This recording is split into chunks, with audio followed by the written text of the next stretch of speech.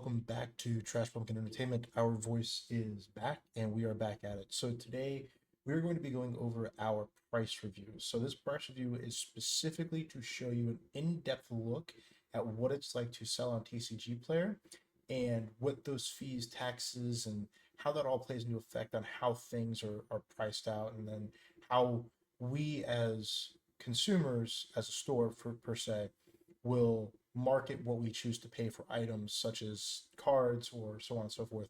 So you can get a little deep dive into what that looks like. All right. So with that being said, this is the site that we're talking about. So if you're not familiar with Tcgplayer, this is the site right here. So we are a seller on the site. We have our own online store. We have Magic, Yu-Gi-Oh, Pokemon, Disney Lacana, One Piece. We do have some Digimon, Flesh and Blood, and some other random Dragon Ball Z stuff as well that is listed for sale. But I'm not going to show you, for respect purposes of our customers, I'm not going to show you a live feed of what that looks like for our sales and how that affects those people, because their personal information is on there and I don't want to reveal that to the general public. But what I am going to show you is the item that we're going to be discussing today. So we went out and we had purchased 3 boxes of the Outlaws of Thunder Junction, and specifically we bought the collector's booster display. So we paid $205, I believe, per collector booster display. So right now they're listed on Tcgplayer for $190, and they seem to be trending on the downwards trend, but that's neither here nor there.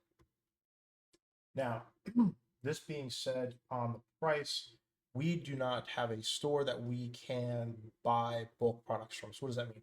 I cannot go to large distributors such as Alliance or other major trading card distributors that I can get a better price on. So I am paying a consumer price with this. So what you're going to see today is our consumer price that we paid at $205 a box on the release day for these boxes. And what did we make in return on a grand scheme, and what did we make in return overall back into our pockets? Now, keep in mind that, again, this does not include our shipping cost per card.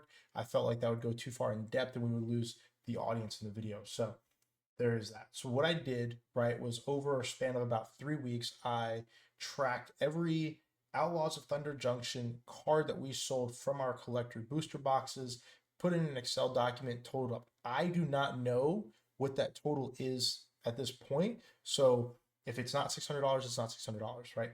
I don't know how much fees have come out of this. I don't know anything. And now, given that there are still some cards that are listed for sale on our store from this collection, this isn't a complete and accurate, 100% I've sold everything review, but this is just a majority of the cards that have sold, a lot of the high value stuff that has sold that we can do. So with that, it looks like is we use our Excel spreadsheet right here.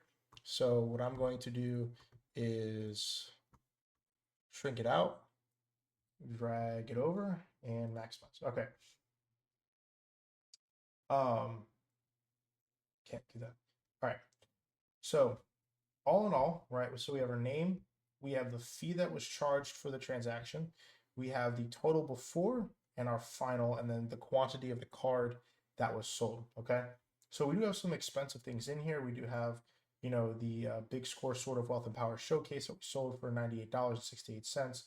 And then we do have the price that went into our pocket, which was $85.58. For this card specifically, to ship that card was also another $5. So total out-of-pocket expenses for this one card with your fees was about $18. So just round up to $20. So when you guys are selling cards to stores or selling cards to vendors or selling cards to people that have an online store, when we say, hey, we'll give you 70% of its value, 20% of that value of that card is in fees, and then I'm only walking away as a prospective purchaser with 10% of profit in my pocket. Now, that also does not cover my time and everything like that. So if you value your time very highly, then, of course, that 10% may not be worth it, and you may have to offer somebody 60%.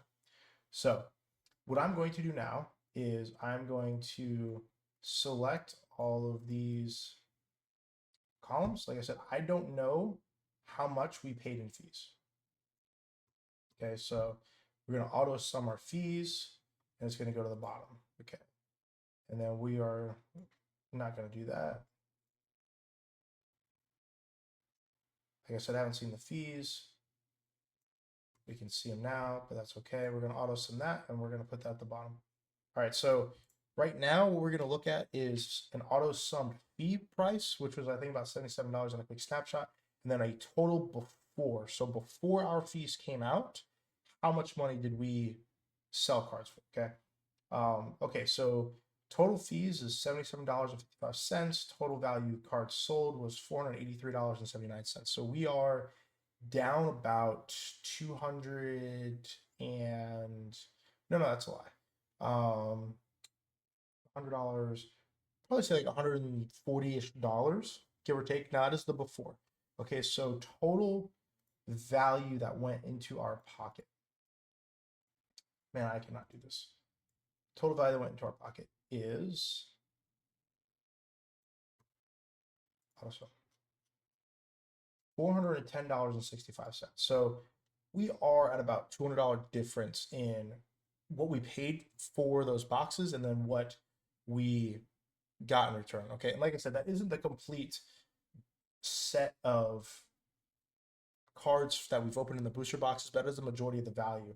Now, some things to consider that if you are going to be purchasing an Outlaws of Thunder Junction booster is that you do have the ability to open one of these cards, the special guests cards in there, which does include mana crypts of an insanely high value, which we did open one in the Caverns of Exelon. I think we opened this one, but we sold it for like 310. So there, you have the ability to open one of these in that box as well. And then you also have, in addition, so this does not affect your pull ratio, but you also have the ability to pull one of these sort of wealth and power, right? So we pulled the showcase, but this is not the one we opened. So we pulled this one, but it was foil. And so like right now that market price is about $89. So we actually got it at its peak, which was right here when it was about $100. So, you know, good for us. We made a good sale there. So that's what that currently looks like. Now, what I am going to do without jeopardizing any of my customers is I will log into the store for you guys so this way you can see what it looks like. So when you come in, if you're a seller, you'll have your little icon. You can click on Seller Portal, and this is what it looks like here. So I can view my ratings, all of my feedback. So total number of feedback is 1,555. So we are approaching, I believe, 2,000 sales. No, we are well above 2,000 sales. I don't know how many sales we have, but we have a lot. And like I said, we just started. And then, you know, you can see your inventory, how your pricing looks, pending orders that you have to fill, which I said again, I'm not going to click on. Messages and communication between you and your customers. I can look at the feedback people leave me. So this is what that looks like. You know, people say, you know, what I could do better, what I could do worse. Essentially, you know, what didn't they like, which is how I figured out how I currently set up my packaging for cards. So our payments, how much, you know, we'll get back. Again, that's private. I'm not going to do that. Reports, your details, your lists. So whenever you're inputting a card, for example, it's really random. Working on a new seller site, and we'd love to get your input to make sure it meets the needs of sellers like you. This is really inconvenient during a video. Okay, not right now. So if I wanted to list a card, let's say, man, this is on the spot. Let's say be prepared for Morcon, right? So I would click on the card, and so it would pull it up. And if you sold the card previously, you can see what that previous price that you sold it for was. And then what you could also see is what that current price is. So for example, I sold a foil for $12 right here at some point.